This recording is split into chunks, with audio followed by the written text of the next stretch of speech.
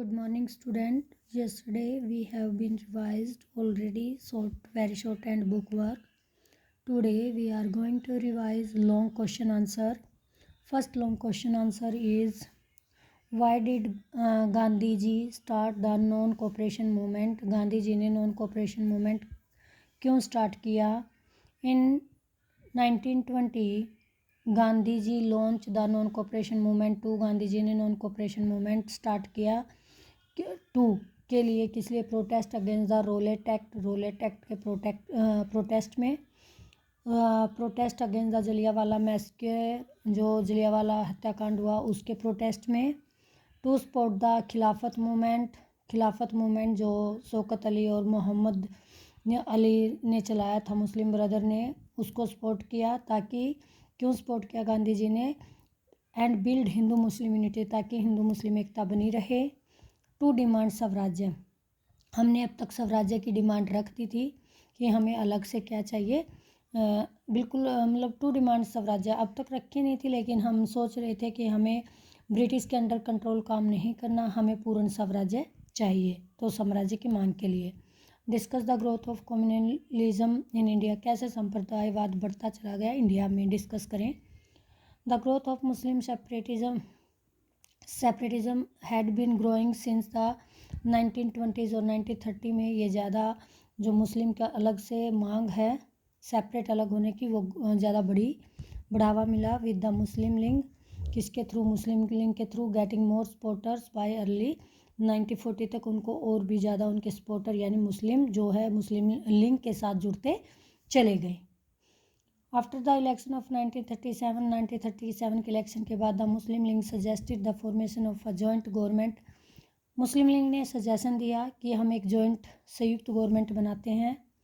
The rejection of the Muslim league demand, Muslim league की इस demand को जो हिंदू लीडर थे उन्होंने मानने से इनकार कर दिया। कन्विंस दैम, इससे उनको आश्वासन हो गया that they would have problem in Hindu dominated India, कि उनको आने वाले टाइम में प्रॉब्लम होगी अगर हिंदू डोमिनेटेड इंडिया में वो रहेंगे, जहाँ पर अगर हिंदू राष्ट्र बनता है अलग से या आप एक ही राष्ट्र में रहोगे तो मुस्लिम को काफ़ी प्रॉब्लम इंडिपेंडेंस के बाद भी फेस करनी पड़ेंगी। ये उनको कन्विंस्ड हो गए इस बात के, वो समझ गए, यानी कि उनको मन में लगने लगा कि हमें प्रॉब्लम आएंगे, हम हिंदू डोमिनेटेड इंडिया में अपनी जो डिमांड है वो पूरी नहीं कर पाएंगे।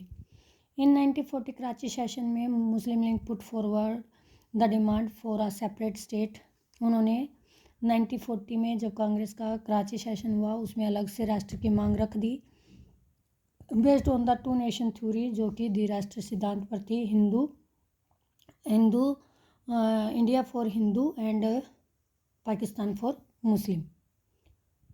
मुस्लिम League did not agree on the proposal of united India, Muslim League इस बात पर एक मतलब जो इकट्ठा एक इंडिया के प्रपोजल पर एग्री नहीं हुआ, and demand for separate state, और अलग से पाकिस्तान की डिमांड वो करता रहा। Why did the cabinet mission visit India, cabinet mission India क्यों आया? Cabinet mission visited India to discuss suitable framework for an independent India, जब हम स्वतंत्र होने की हमने डिमांड रखी उसके बाद कि इंडिया किस तरह चलेगा उसका पूरा फ्रेमवर्क ढांचा तैयार करने के लिए, एक सूटेबल उसके बारे में डिस्कस करने के लिए कैबिनेट मिशन ने इंडिया की विजिट की कि हम स्वतंत्र भारत का ढांचा कैसे तैयार करें, किस तरह की जो है गवर्नमेंट वहाँ पर होनी चाहिए, किस तरह की शासन वो प्रणाली वहाँ पर एडॉप्ट की जानी चाहिए, तो इस सब को डिस्कस करने के लिए दे प्रपोज्ड अ यूनाइटेड इंडिया, उन्होंने प्रपोज दिया कि आप एक ही इंडिया रखिए, यूनाइटेड इंडिया बना लेंगे विद अ लूज कन्फेडरेशन, एक ढीला ढाला संघ होगा ऑफ स्टेट्स का, विद सम ऑटोनॉमी, जिसमें कुछ स्वायत्तता दी जाएगी, फॉर मुस्लिम मेजॉरिटी एरिया को कुछ स्वायत्तता के साथ आप एक यूनाइटेड इंडिया को मतलब एस्टैब्लिश फाउंड कीजिए। बट क्या हुआ? But both party could not agree, लेकिन ना तो इसके लिए मुस्लिम लीग जो है वो रेडी नहीं हुआ।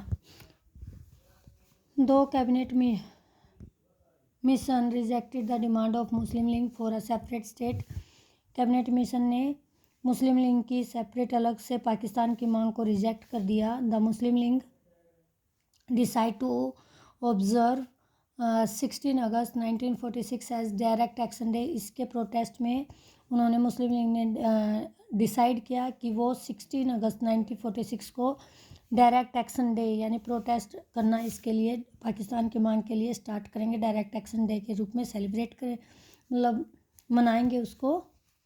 The Indian National Congress again emerged victorious. दोबारा से इंडियन नेशनल कांग्रेस की यहाँ पर विजय हुई। It form the inter in government headed by the Jawaharlal Nehru.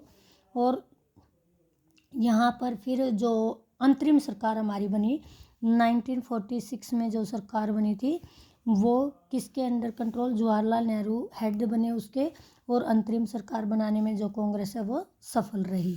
Thanks, have a nice day.